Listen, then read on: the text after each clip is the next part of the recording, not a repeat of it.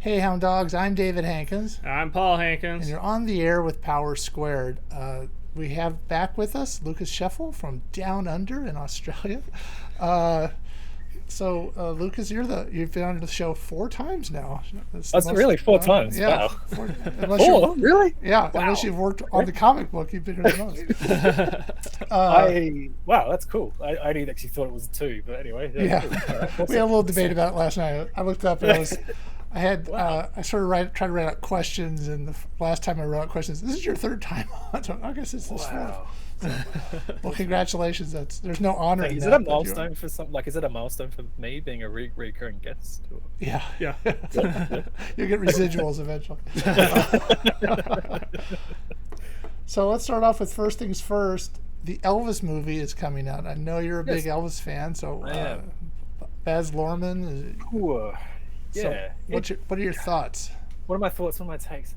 It's interesting. I've been following this film since they sort of announced that they were making it, and they shot it here in Australia on the Gold Coast, in Of course, Queensland. that's where you recreate Memphis and all that. Yeah, just recreated the whole of the US there. Like it's crazy. But yeah, I'm like as you know, I've been an Elvis fan since I've been since I was 12 years old. My auntie gave me these 2 Elvis cassettes, and I just listened to them over and over. And while my friends were listening to Nirvana or Metallica or AC/DC, I was listening to Elvis and getting paid out about it. But over time, I became a huge fan. But like, yeah, it's been my lifelong dream to make a film about Elvis. And when I heard Baz Luhrmann was doing it, I was like, oh man, I don't know if I'm going to be disappointed or I'm going to be excited about it. And I've seen a lot of the Elvis biopics over the years, like the one with Kurt Russell. There was one with Jonathan Rhys Meyers at the TV series, the miniseries. I thought that miniseries was pretty good. It wasn't bad. It Yeah, wasn't and bad. then they cut it out before you. So. Yeah. But I watched some of the live streams from the Cannes Film Festival in France, just I think a couple of days ago when they premiered Elvis over there, and just saw they had a standing ovation and everyone was there and stuff. And I've obviously watched the numerous trailers and all the little scenes that they're bringing out, and I don't know if I'm 100% convinced. It's interesting the angle they've taken with the story, with focusing on using Colonel Tom Parker, Elvis's manager, as the lens of the story, and seeing it through his eyes, and then seeing Elvis as him as his sort of puppet the way through. I'm not sure, but I do know that I feel like Austin Butler, who plays Elvis, has kind of embodied him to a degree, and he doesn't quite look like him to me. But... It doesn't quite look like him, but I feel like he's spent a little bit of time trying to get mannerisms down and the movements, and he sings, from what I understand, half the sort of the 50s stuff in the movie. He actually sings that for real. And then they did some weird thing when he sings the 70s songs. They mixed his vocals with Elvis's vocals, which I thought was really interesting. But I don't know about Baz Luhrmann. I'm not sure. He's very snazzy and I guess baroque and very just kind of a bit about himself sometimes. But yeah. I don't know. I call him Snazzy Baz. He's just, he's very, very snazzy. I've heard there's some kind of modern music in there too, or something. There is modern takes. Like I think there's a modern take on "Can't Help Falling in Love," and then is it Doja Cat? I'm not up with the young music and stuff where they do a take on Hound Dog or something, and some other song that they do, but he's trying to make it contemporary for the younger audience to understand, to care about this guy named Elvis or something. Yeah, but you have to sort of like, appreciate what he was at the time. Yes, he was exactly. And I remember when I am younger than you, and there was you were around when he was around. Weren't you? I was alive when he was around, but I actually never saw him. But I remember as a kid, they were advertising, Elvis's greatest hits on television. They had these records out, and they were all like, these are all good songs. They are, very, very, very groundbreaking, and a lot of people think that his Sun Session stuff was some of the best stuff ever done. And that's amazing. Some of that stuff they recorded with very, just standard equipment, using, hallways to create echoes and like just putting people away from the microphone to get a certain effect. And it's like, wow, that's pure like artistry right there. Like, amazing stuff. But I'm going to go watch the film and go. I've booked the day off work to go watch it. That's how dedicated I am. Wow. But it's funny. I even, this is like a little segue, But I was on eBay about a month or 2 months ago, and I was like looking at Elvis memorabilia because I've stopped collecting because my partner Julie's like, you got to stop collecting Elvis stuff because it's too much. You can't put it anywhere. Yeah. I just store it in a shed and stuff. But I found a guy here in the Gold Coast who bought a bunch of stuff off the Elvis movie film, like at an auction. So he bought like poker chips that they used in the film, and like, you know, in Hotel International Las Vegas buckets, and, you know, badges and scarves and stuff. I went out and bought a bunch of stuff off this guy, just you know, to have as a little token. That's how nuts I am. But anyway.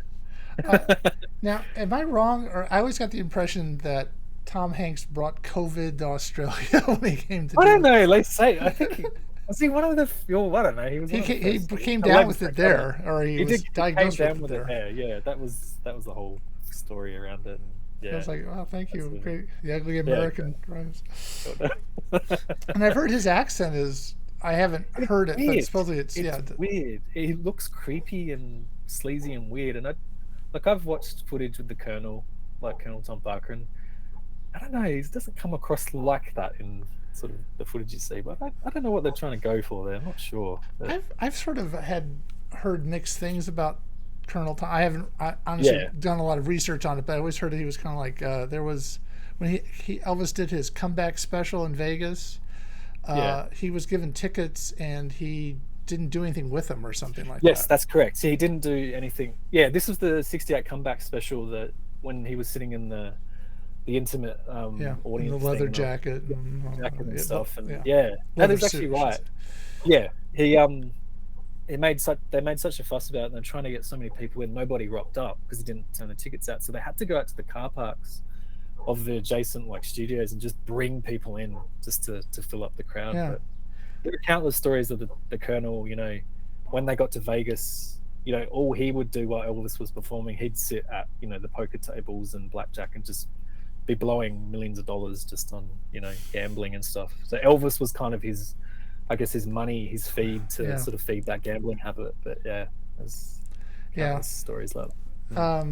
Do you know what kind of break they had? I mean, was it Elvis got 50% or he got 20%? Yeah. It was a 50-50 split from what I understand, which is never heard of in music artists, you know, I mean, manager-artist relationship. There's normally about 20% or something like that. Yeah, it seemed like he took advantage of it.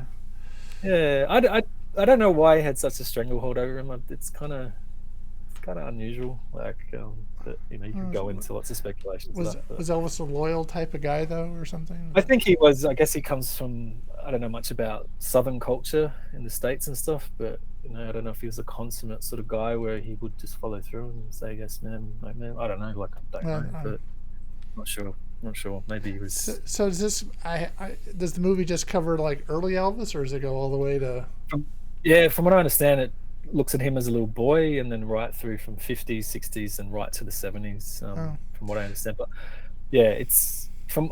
I've read some reviews and stuff, mixed reviews, and it has a very prominent thing with the Colonel, as the Colonel's dying or something, and he's reminiscing about you know, how he met Elvis. And, so he outlived Elvis, right? He did. This is interesting. Not many people talk about what happened to the Colonel afterwards. So after Elvis passed away, the Colonel was still in Las Vegas, and he made some sort of deal with one of the hotels that he could just have a room there and stay and just gamble his way to death, basically. And that's what he did for the rest of his life. I think he tried to manage some other artists, but without any success. Then that was it. There's a good documentary called The Searcher about Elvis that came out maybe 2 years ago or something like that, and it's all told with interviews of people that knew Elvis and artists and stuff, but you never see anyone. It's just really slick footage of, like, you know, the Sun Studios or, like, you know, Vegas Strip and stuff, and you hear the voiceover. But they do show some footage of the Colonel at the very end where someone's shot it on the Super 8 camera, and you see him waddling along into one of the casinos and see what it was like after, you know, Elvis passed away. Yeah, I gambling doesn't do anything for me. It's I don't understand I don't know. Maybe there's. I guess there's things, you know, addictions and. You know, I guess if you win, sometimes you go, hey, this is. You know, maybe. I don't understand, because I don't make it's so hard to get the money than to just exactly right on a number. It seems silly. Yeah. go play bingo or something like that. I don't know. Did you ever? Did you There go was. Christmas? Go ahead. There was Where did you go? Yeah, sorry, you go. You go. a short-lived series here about Sun Records. I don't know Oh, if it okay. made it down there or not. It was like a season. It was about Oh, Sam alright. Phillips, and I guess Oh, wow. he was having an affair with somebody that worked at the studio or whatever. But Yeah, they yeah. talked about him recording like Rocket 88 and Oh, and okay. I think it sort of ended when he sort of found Elvis, and then season Oh, two right. never happened. So, That never happened. Right. but Okay. they were talking a little bit about Jerry Lee Lewis and Yes. Johnny Cash and those people. Yeah. Kind of, it was kind of. Yeah. I thought it was interesting, but it Yeah. I have to look that up. I think I vaguely remember hearing about that, but I never came across watching it because isn't that what they called the $1 Million Quartet when they got Elvis, Cash, and Jerry Lewis in the same room or and Roy something? Orbison. Roy Orbison. Yeah. Yeah, Yeah. I mean, it's pretty amazing to think that they all came out of this little studio. Yeah. Yeah. That is amazing. It's, It's hard to think. or was it Carl I think for Perkins? That's right, it was Carl Carl Perkins. Perkins, that's Yeah, right. not Roy Yeah. Orbison, He but did, Carl Perkins. he Yeah. did blue suede shoes. Yeah. Yeah. It's hard to think back then. Like I think these days we're so inundated with so much, information, so many artists, so many movies and stuff. But trying to find something that's spectacular would be pretty rare. But like I think back then when guys like Elvis came on the scene, it's like that would have been pretty full on and amazing, especially for like younger teenage people, like girls and guys, seeing someone like that just appear and like speak to them and Right. it's interesting. I don't know what that would have been like. It would have been interesting to, because I always think about Billy Connolly, the Scottish comedian. Mm-hmm. He talks about Heartbreak Hotel. When he first heard Heartbreak Hotel, he was just like, what, and he's, he swears and stuff. It was like, what is this? What is this music? Like everything through my hips is gyrating and, it's going through the roof. It's like, but yeah, I don't know. It just would have been interesting Quite the impact to witness that. Yeah. Anyway. Yeah. No, any big phenomenon that comes along like that would be just, you have to imagine what it would have been like to have been through that. Yeah, exactly. Somehow I feel like maybe in this film that Baz Luhrmann's, I feel like there's a scene I think where Elvis sings at the Louisiana Hayride or something. It's his first performance. Yeah, that was kind of the way they portray it. Like it cuts to this riffing guitar and him shaking his hips and stuff, and everyone going crazy in the trailer. To sort of maybe capture that that essence, but it could have just been done normally. But, I'm curious to see how they like handle the supporting act. I mean, when they did the Buddy Holly movie, they kind of like merged a couple of the Crickets together.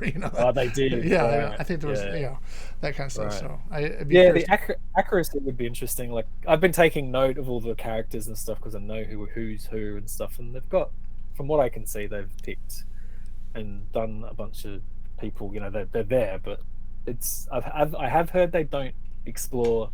When Elvis did Viva Las Vegas, the movie with Anne Margaret, there's nothing of that in the film, which to me is a pivotal moment in his life, like that relationship he had with that woman, and, even that movie. But I don't know why they've skimmed over that. But, well, maybe they're just edited it for time. I don't know. Yeah, that's going to whole guy's life into 3 hours.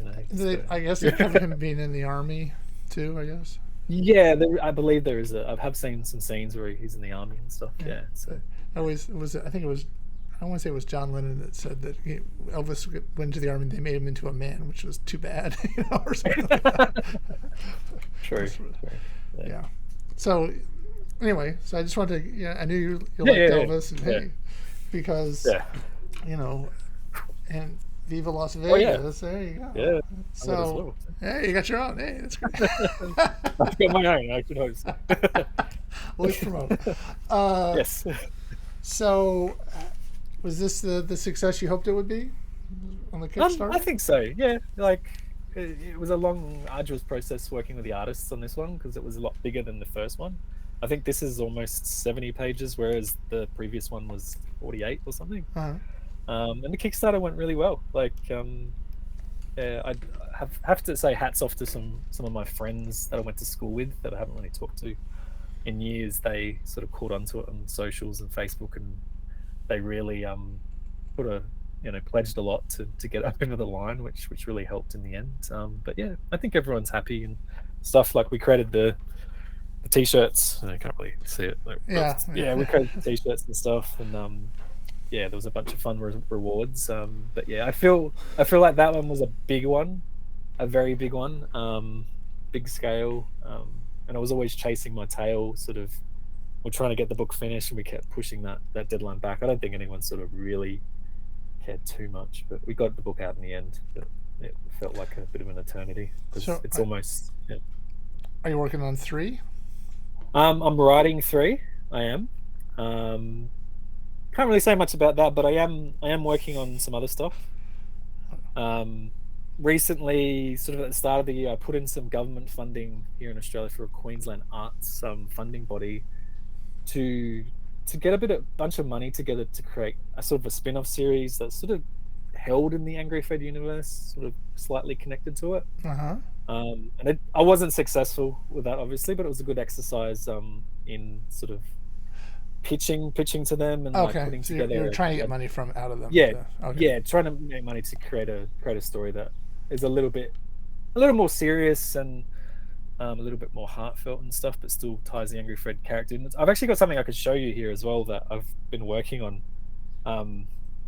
So we've created a little Angry Fred figurine. You see, you've got a cigar, the jacket, and yeah. So this is actually in the story that I was trying to get funding for. It's a story about a young boy who lives with his grandfather, and he gets a bit bullied and picked on at school. And his grandfather's got maybe Alzheimer's or dementia, is losing his mind, and this young kid's sort of looking after him. But then, you know, to remedy his what he sees as problems in his world, he goes to a local video game arcade and plays a game that's got the Angry Fred character in it, battling the Gary Gorilla character in it. So you think of like Donkey Kong and Angry Fred or something. And yeah, so he dresses up as this sort of alter ego, and he goes in and he gets the highest score. But what ends up happening is a phenomenon hits his town, and there's a bunch of these guys that have been made as little merchandise items for the kids, and everyone's into it, but they get recalled because when you press a button on its chest, it says certain words, but these ones that were manufactured, when the kids press them, they say a swear word of sorts, and like it causes a bit of uproar with the government and the people of the town. So they get rid of them and put them into a rubbish dump. But then a comet hits and puts some green goo all over the place, and these things come to life. And they start overrunning the town, kind of like gremlins, I guess you could say. And so this young kid has to use his skills that he's used in the video game to sort of fight them and save the day and be the hero, so to speak. But, so another video game player to the rescue. Yeah. So how did you get that little figurine made? So there's a friend of mine, Duncan Cunningham, here in Australia. He was a filmmaker, and he turned sort of comic book guy. He makes a bunch of comics under his Killer Comics brand. So very, very bloody, sort of ultra-violent comics, not for everyone. But he's been a good friend of mine, and he was kind of the inspiration for me to get into sort of comic books and show me the way. And he knows a guy overseas that creates these sort of things, that does a bit of kit bashing, I guess you could say, where they take other parts of other figurines and mold them together. And he's basically 3D printed some of these parts and stuck them onto pre-existing things. And yeah, done this up. So I got this done sort of as a little prototype to see, just for inspiration, and it's just fun to you can pose it and stuff. Yeah, you can pose it, and then I've got my dad here who can sit there and tell me, hurry up, do some work or something. Yeah, if my dad was here today, he would just probably laugh at me and go, "What are you doing? Like, why are you doing this?" But yeah. But yeah, that's what we're. That's cool. One project that I've been working on. So yeah. Okay, and you're a lot of developing. So yeah. So was that the idea that they passed on? They did, and I got some feedback, and I'm going to sit down with them and have a chat about it. But it was positive. It was everything sort of ticked the boxes. There was just a couple of It's funny with these funding body things. They want to see you, I guess, be more focused around maybe the community and. Be involved with other artists, blah, blah, blah. I don't know. It's still that sort of jargon. Just give me the money so I can do this. Yeah, no, it could be anything. You don't know. Someone could have woke up on the wrong side of the bed that day and just was like, oh, just whatever, pass this. Didn't have that coffee. You don't know what goes on. Yeah, but yeah. Anyway. So we're, as we talked earlier, we're entering our summer Yeah, here. You're entering winter, right? yeah, that's right. That's And exactly right. is it get, I mean, Que- cold there, or I mean, Queensland, sort of the north of Australia, kind of doesn't get as cold as like the southern states. So right now, the southern states, everyone would be wearing jumpers and jeans and stuff, or pants and stuff like that. Here, I'm still in shorts and a t-shirt. It does get cool, like but it's not as not as doesn't brisk as it would snow? down the south. Doesn't snow. No, wouldn't snow. If it snowed up here, there'd be something very wrong. But we have had a lot of rain of late, of like a ridiculous amount of rain. This is the only day I think the rain has stopped and everything's dried out. It's like someone's turned a tap on, and it's just constant. This constant rain doesn't let up. Here it's like someone turned the tap off, and we haven't had rain. Exactly. Putting heaters on, yeah. But yeah, so there's been a lot of places that are still experiencing flooding in Australia, and we were up from here about maybe 14 hours up the road towards Cairns, which is far north Queensland, so up the way. Sure. And it was just raining. Yeah, it was just sure. I know that well. Yeah, it's just raining. It's here. I'll show you. Where is it? Oh, you're big. It's I assume you have a better map when you're driving around than this, right? We just use Google Maps. No, we're here. I swear. No, I use an old school. What do you call it? Refidex, like a map book. No, some of the great nomads do actually. They bring out their book and go, "Oh, have you been to this place, son?" And then they tell you, they give you good ideas of where to go. So summer means movies here. It does, yeah. Does that mean movies in the winter there? You get the same things we get. I mean, you get the same stuff that you get. Like with just the other day, Top Gun came out here. Yeah. The Top Gun Maverick. Yeah, we've got Doctor Strange, Multiverse. So you get what we consider summer blockbusters. Yeah, they come in July, in winter. Yeah, exactly. Yeah, winter. Yeah. Okay. Yeah, we do. Yeah, we get them just before you, because this is the interesting thing. One of my friends lives in the US, and he's always annoyed because I can go see a movie on a Thursday here, and so technically that's your Wednesday in the US, and so I can kind of see it before he does.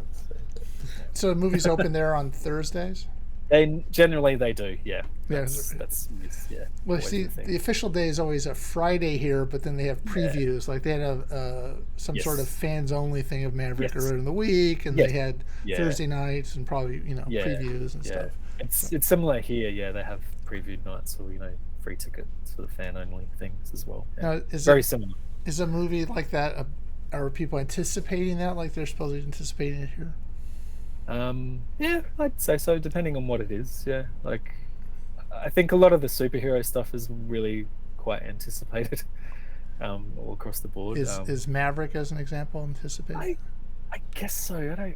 I'm not sure. Like I have to ask. I've got a friend in Melbourne who actually works in a cinema, and he tells me what's hot and what's not, and I have to talk to him about Maverick. I'm not sure. Okay. I would say so. He says with some films that come out, the first week, is really full on, and then it maybe dies out. Whereas others, it'll keep going depending on what it is. Yeah. I suppose that was kind of true with Doctor Strange. Is it was big first week here, and then it sort of dropped off significantly. Yeah, it drops off. We're waiting until there's nobody in the theaters, then we'll maybe go see it. Or we're sort of doing we're planning on tomorrow seeing the new Downton Abbey movie as a sort of counter. Oh, cool. Yeah, nice. Instead of seeing Maverick, those theaters are going to be packed with people. They will. Yeah. We still have COVID running rampant here. Everybody's acting like it's over, but no. Yeah. Cases are up and everything. I understand that. In Downton Abbey, so this is a movie. My dad actually used to watch the show quite religiously. I remember going around there and he's watching the show. I was like, what is this about?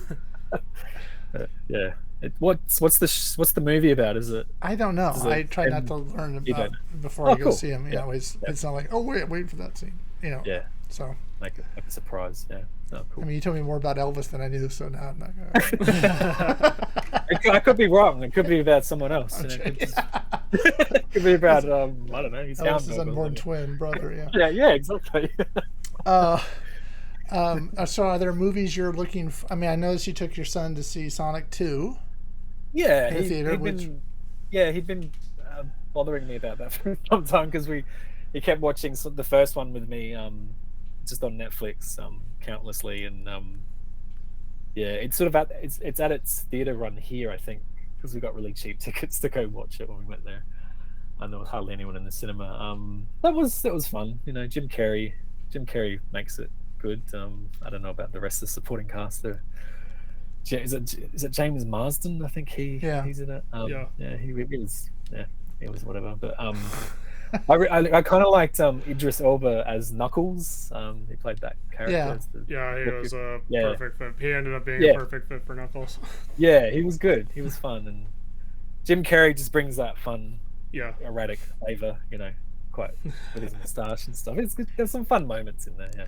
So my son thought it was too long though. He wanted to. He's like, "Oh, when is this going to be over?" He's already a film critic, so. Yeah. Well, but I noticed it too if you watch television, and then go see a movie. It's like, come on, get over with. What's going on? Yeah, I know. Yeah, it's like, what's going on here? Like they go for the. I don't know.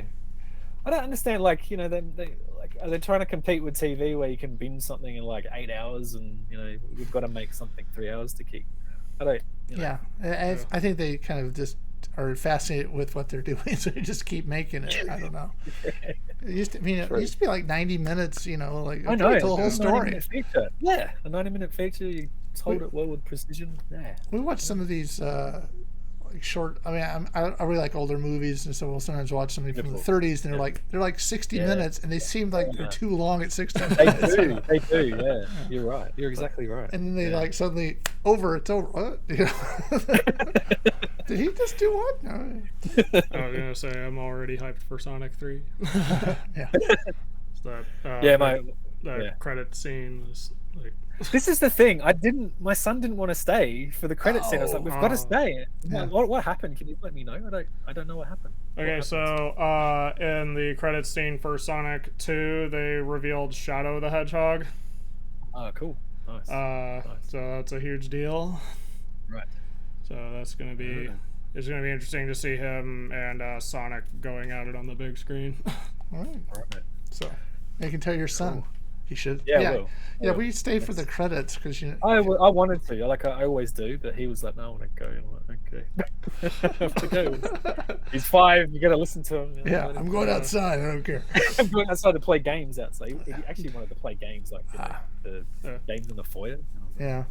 So, are there other movies you're looking forward to besides Elvis? I'm kind of interested to see what Jurassic World Dominion will be all about. Yeah. Like. You know, I know it's like another dinosaur movie, but I kind of it's dead of interest to see Sam Neill and that crew come back in. I don't think it's going to capture anything that Jurassic Park was like, but it might be fun. I don't know. Yeah, I just think they kind of like let it go. I know. When they go back to save them, it's like, why? They almost killed you. Oh, I gotta save them. And then they were selling them like, oh, come on, really? I don't know. I think it'll be fun. I don't know. Like, I know what you mean. I totally understand. I totally get it. But it'll be fun. But what else is coming out? I don't know. Like, I'd like to go see Top Gun Maverick. That does look interesting. We did a whole thing. We did a whole show about movies. Now I can't remember what's going on. What else is coming out? What is coming out? I don't remember off the top of my head. There's a new Thor, right? Yeah. Thor, Love and Thunder. Yeah. Let's see. I was gonna say, a movie that already came out that we really liked was The Bad Guys. Yeah. Yep. Which is based on an Australian graphic novel series. The Bad Guys. Yeah, The Bad Guys. Oh, okay. Animated. Cool. Oh, right. Yeah. I know the one. Yeah. It was really good. Yeah. Looking it up. Yeah. That's where Sam Rockwell. Ah, yeah. I see that in the stores. Yes. Yeah. Those books. Yeah. Oh, cool. And there's Love and Thunder. Yeah. Boy, it's really sad. We can't remember anything. Literally I'm trying last week. I'm trying to look it up now just to see. I don't know. What is it? What about Beast? Beast with Idris Elba. I don't know. Traffic World. Traffic World. The Grey. No, it's Netflix, isn't it? The Grey Man. Lightyear. It's coming out. Oh, Lightyear. Oh yeah, Lightyear. That'd I be want to see fun. that. Yeah. Chris Evans, right? Yeah. Yeah. Yeah, we the Grey were Man. talking about. I said Chris Hemsworth. Chris Evans. Another Chris from the. Like Chris. Yeah. There are 3 Marvel Chris's. Yes. Ryan Gosling. Yeah. Okay, so well, let us know what you think about Elvis. I'm curious. I will. I'll be pretty vocal about it, I think. Yeah. So, you and your family, Julie and Phoenix, are traveling Australia. You've been doing that for the last year or so, 2 years. Yeah, I think it's coming up on 2. No, is it you? I don't know. I've lost sense of time. I don't know what it's so hard. So, is there parts of Australia you haven't been to yet? Yeah, there is. Yeah, there's lots of parts. Have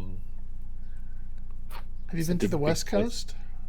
Not yet. Like we haven't been there via caravan. We'd like to go over there to see Western Australia. There's some beautiful scenery over that part of the world, and being on the East Coast, you don't really hear much about what goes on over there because it's like a 3-hour time difference as well. Yeah. Which is it's a I've got some friends that live over there, and it's a beautiful part of the country. There's lovely beaches and scenery and vineyards and all that sort of stuff, and all that sort of fun stuff. But we've just been doing a little bit of Queensland because we wanted to go up far north Queensland to sort of look at the rainforests up there. There was a place called Kuranda, which is about 20 minutes outside of Cairns, that went to a community there. It's pretty much we pretty much had the caravan parked up in a caravan park that was in the rainforest. It was like you could hear frogs doing their thing, and it was raining a lot, but it's called the rainforest for a reason. yeah, exactly. Earned its reputation. Yeah. But there's exotic animals up there as well. There's a thing called the cassowary. Oh yeah. Yeah. Kind of looks like an emu, but it's not, and it's endangered, and it's pretty rare to see them. We didn't get to see them any this time, but they've got the blue neck and the red the red sort of hammerhead thing on the top, and they can be quite dangerous depending on where you go. You're confronted by one. So there's actually a cassowary at the LA Zoo. Oh really? Yeah. Oh, cool. So that's crazy. Yeah, it's interesting to see it. Yeah, very rare.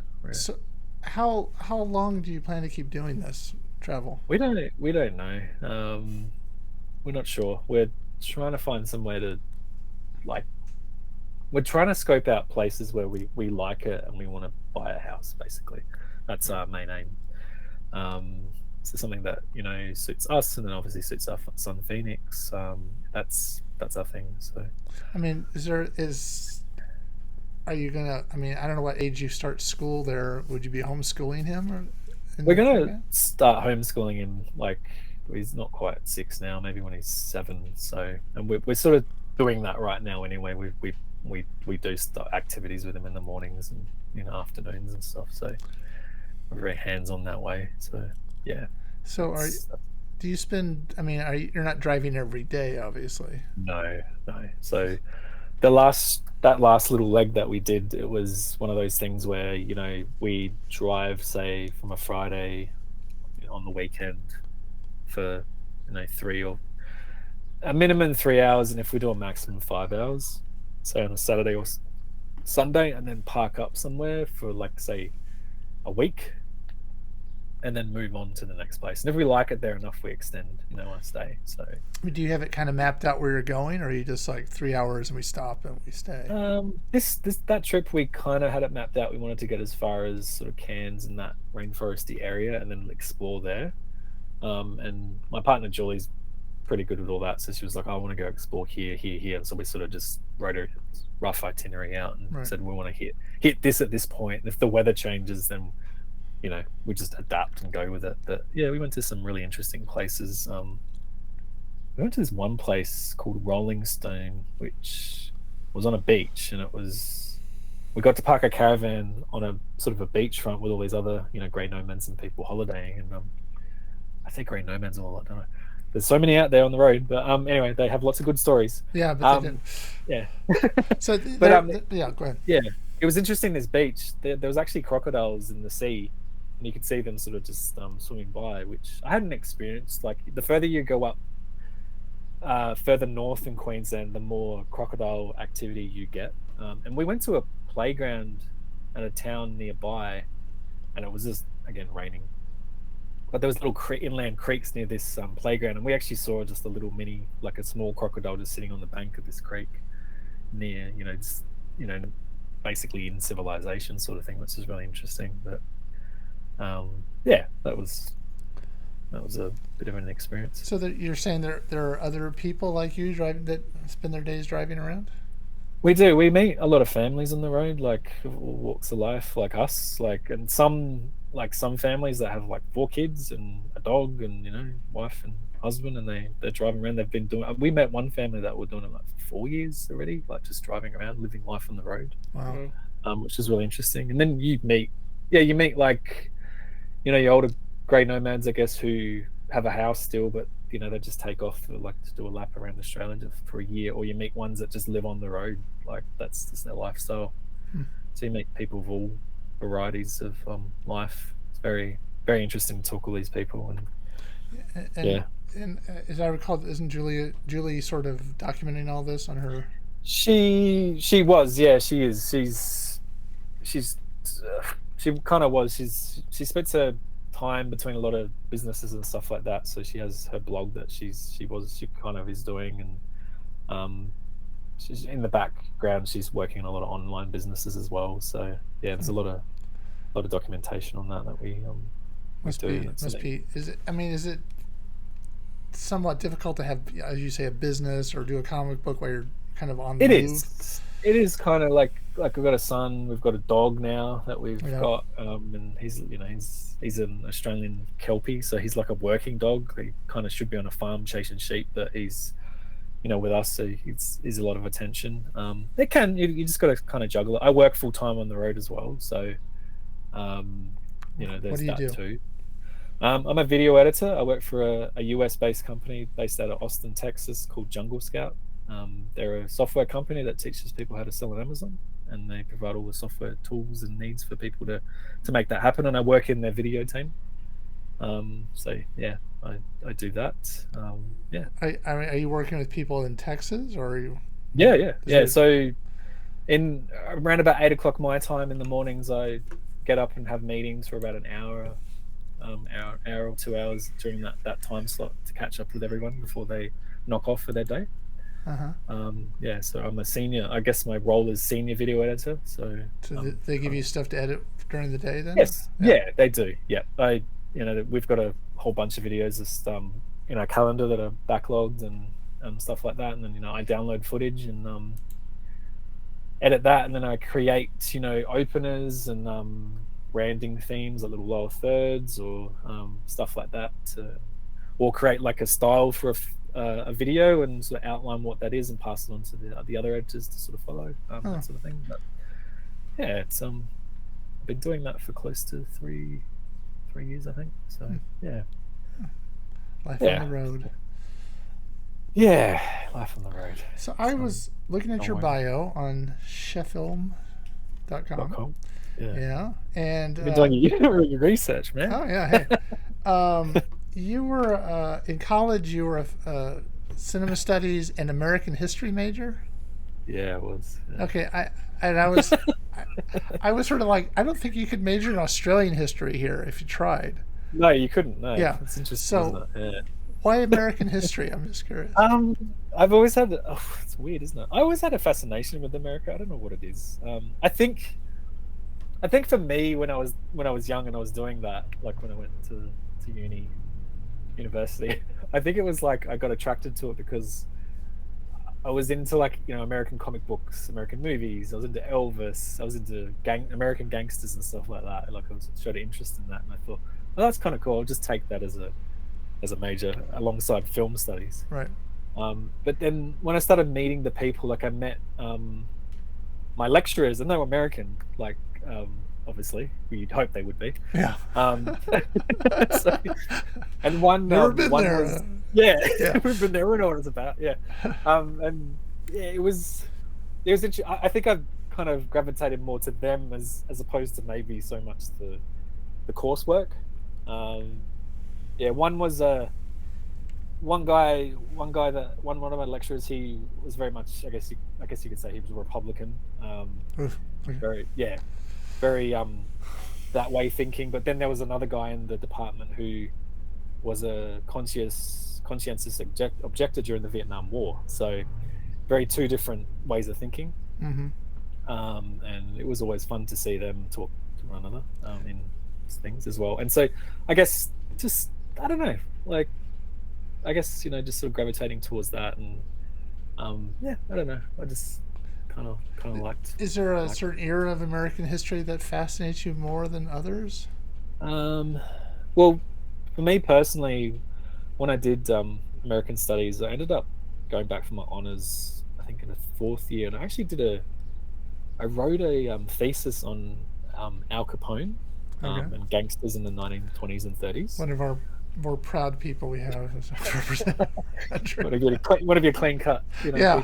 We always look to him with pride. Yeah, okay. But yeah, I wrote a thesis on that and sort of delved into the whole, how that worked with Prohibition during that time, and how he rose to power, and then how the corruption that came with that, and all the underground. Well, he was corrupt. Okay, I'm sorry.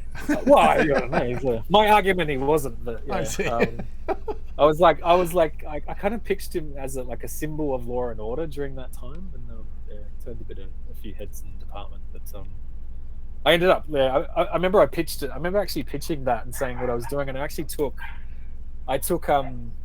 the what is that movie, The Untouchables, that Brian De Palma did, and I cut a little sequence together. I pitched that in the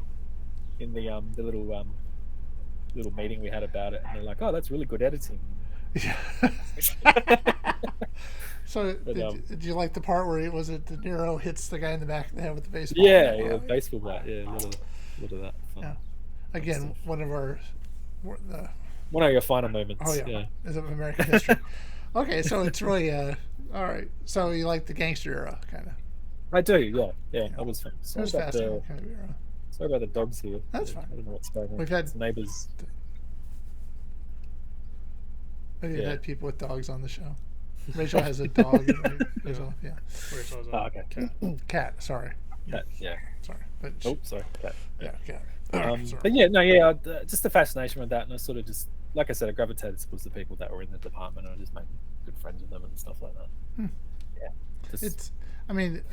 It's a bizarre choice, I know. Yeah, and it's also weird you could have that as a major in. Yeah. Was it Flinders very weird. Or whatever? Yeah. Flinders University, yeah. It just seems like an odd choice, but everyone I come across is like, what is that about? Like, I mean, for here, American history is dates and everybody. Yeah. So, do you study I assume you study Australian history. You could have taken like majors in Australian history and stuff like that. Yeah. But I did like a unit and a couple of courses on Australian cinema while I was there. So that's probably as close as I got to Australian history. Films are kind of eclectic and different down under. But there was. They're weird. There was there was a type of film they made in the 80s. Can't remember what it was. It was an Australian. Yeah. I forgot the name of it, but we studied a little bit of that when I was in film school. Was it called Mad Max or something? No. It was a type of. It wasn't Mad Max. It was more kind of. I wish I knew that the type of film. It was a type of film. It wasn't Mad Max type of film. It was a different kind of film. Right.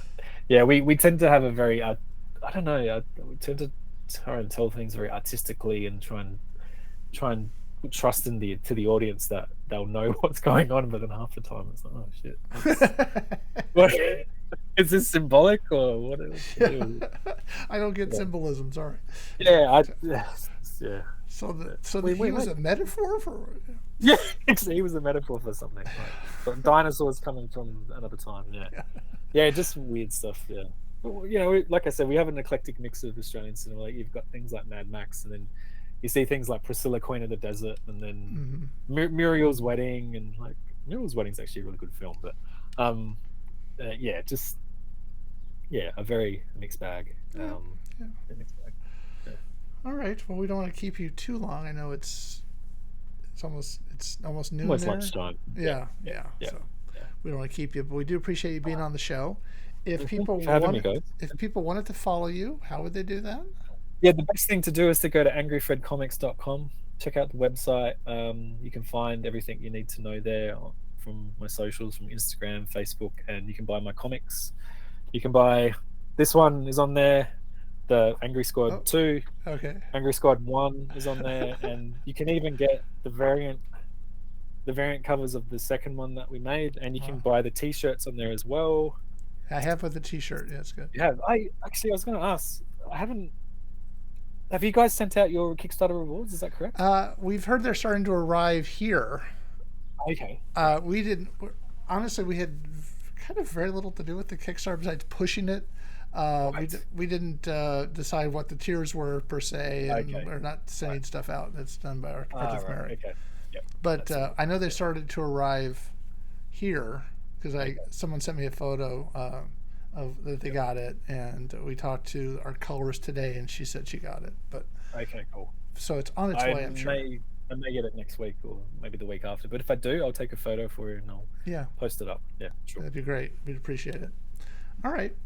Well, thank you for being on the show. We'll probably have to have you back in a few months because I have to give number you a five. Have to give you a gold jacket or something. I've been on the show 5 times. So like Saturday Night Live would be a big deal.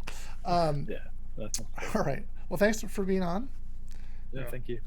If you're watching this on YouTube later and you like this sort of thing, leave a like and consider subscribing and ringing that bell. All right. So until next time. Oh, okay. Angry Fred. And so until next time, I'm David Hankins. I'm Paul Hankins. And you've been on the air with Power Squared.